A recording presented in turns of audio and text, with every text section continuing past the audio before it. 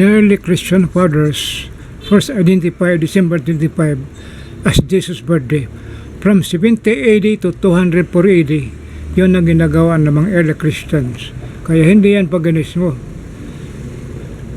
Ito yung kasunod na mga balita.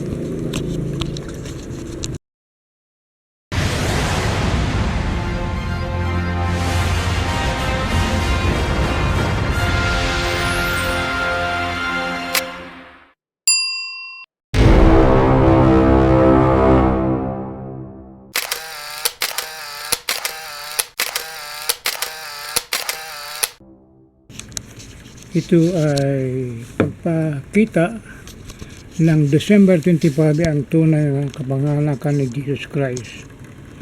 Dito sa nakasulat ay nailagay na 6 na buwan. Yung pagpunta ni Mama Mary sa kanyang tiyahin, cousin na si Elizabeth, ay 6 na buwan buntis na pala siya doon. Kaya parang may balik tayo sa unang talata ng Lucas 1:9-24 ay nakalagay dito ay nagpakita ang anghel kay Zacarias habang nag-iinsenso siya sa templo sa araw ng Tishri o ito ay September 25 sa Gregorian calendar. Yan ay pinagbubuntis na niya si Elizabeth na tiyahin na Maria. Buntis na pala si Elizabeth nang bumisita si Maria doon sa kanilang bahay. Dito naman sa unang talata na nakasulat sa Lucas 1:26 ay ika-6 ng buwan ang paglihi ni Elizabeth. Sabi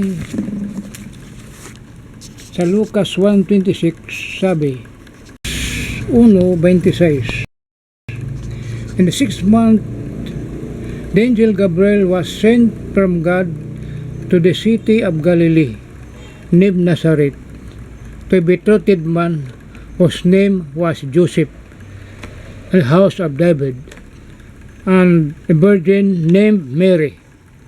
And she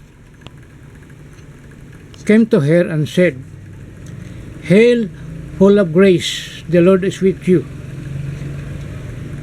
And behold, you will conceive and bear a son,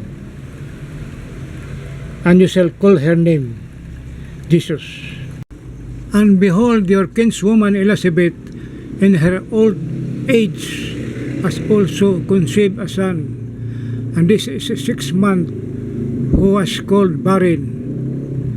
And when Elizabeth heard the greetings of Mary, the baby leaped from her womb, and Mary remained there for 3 months, then returned home. From the visitation of angel Gabriel to Virgin Mary and her arrival at her cousin Elizabeth, whose womb is already 6 months, and stayed there for 3 months, it shows that Virgin Mary will bear a child in the 25th of December, which is already 9 months. So this is true that the birthday of Jesus Christ is on the December 25th. Sa kay-6 na buwan ay naglihi na si Elizabeth, nagpahayag tungkol sa Panginoon kay Maria na siya ay maglilihi at manganganak na lalaki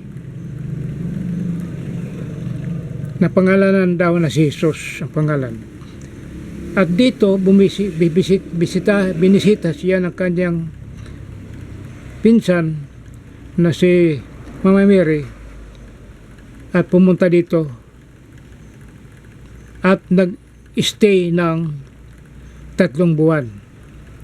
Ibig sabihin, dito siya tumira ng 3 buwan. So all in all, from March 25 hanggang December, yung 3 buwan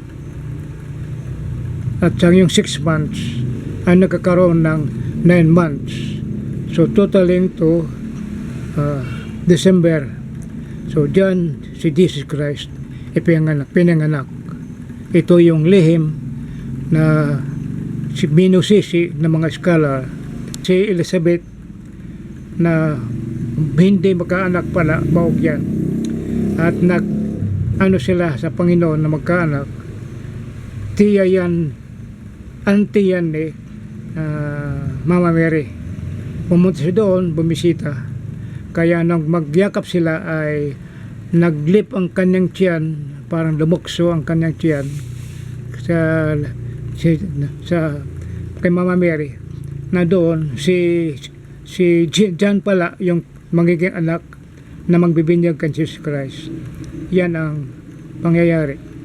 At yun, lahat na yan ay nagkaroon ng 9 na buwan.